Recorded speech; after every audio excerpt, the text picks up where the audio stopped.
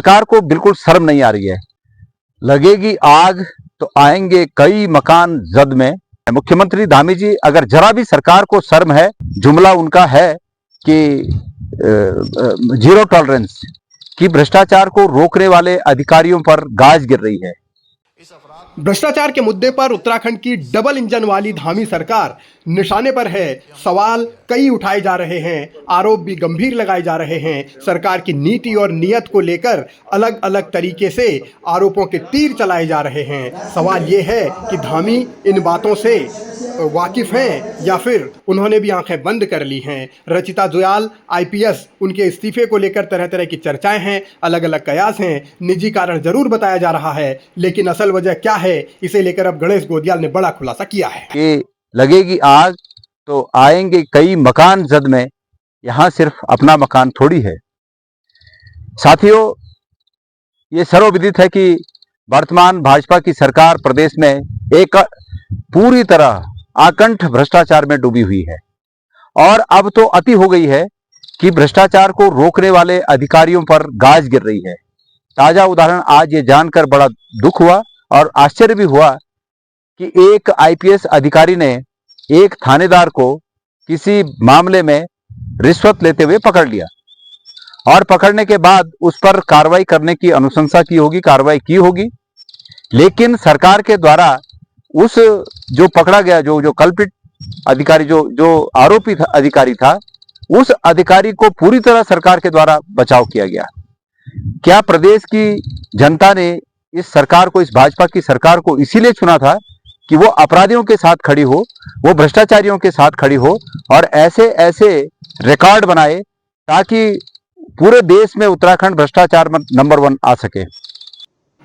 धामी सरकार पर इस तरीके के आरोप पहली बार नहीं लगे हैं। अफसरशाही हावी है, इस बात की चर्चा बार बार होती है, लेकिन सवाल यह है कि क्या वास्तव में उत्तराखंड में ईमानदार अधिकारियों का काम करना मुश्किल हो गया है? क्या उत्तराखंड की सरकार सिर्फ अपनी ही हित साध रही है? क्या आईपीएस रचिता जुयाल का मामला जितना सीधा दिखाया जा रहा है उतना नहीं है? क्या भ्रष्टाचार पर जीरो टॉलरेंस की बातें करना सिर्फ दिखावा है?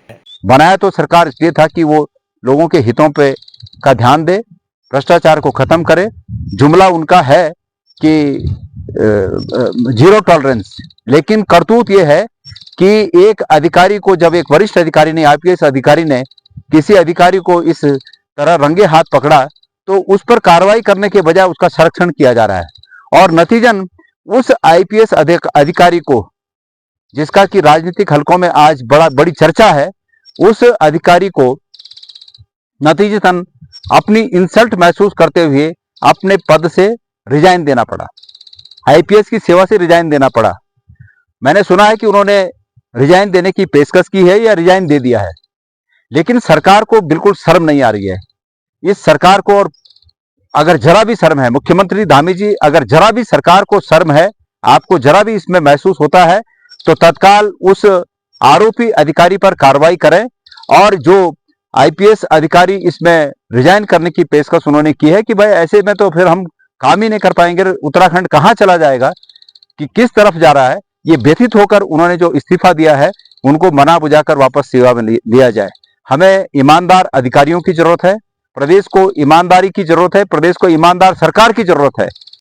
गोदियाल ने जो आरोप लगाए हैं वो गंभीर हैं, और सवाल ये है कि क्या यकीनन आईपीएस रचिता जुयाल को इतना मजबूर कर दिया गया कि उन्हें इस्तीफा देना पड़ा? आखिर ये कैसी नौकरशाही है, कैसी अफसरशाही है कि उत्तराखंड में उत्तराखंड के ही अधिकारियों को इस्तीफा देने के लिए मजबूर होना पड़ रहा है? आखिर डबल इंजन सरकार का जो जीरो टॉलरेंस वाला एक फॉर्मूला है वो सिर्फ दिखावे के लिए है? क्या सरकारी महकमों में जो अंदर खाने सवाल उठ रहे हैं उन सवालों का जवाब सरकार की ओर से दिया जाएगा? क्या रचिता जुयाल के मुद्दे पर पुलिस महकमा अपनी सफाई देगा? आखिर ये सब क्यों हो रहा है? क्या धामी इस पर कुछ बोलेंगे या फिर इस मामले को भी टाल मटोल कर गोल कर दिया जाएगा?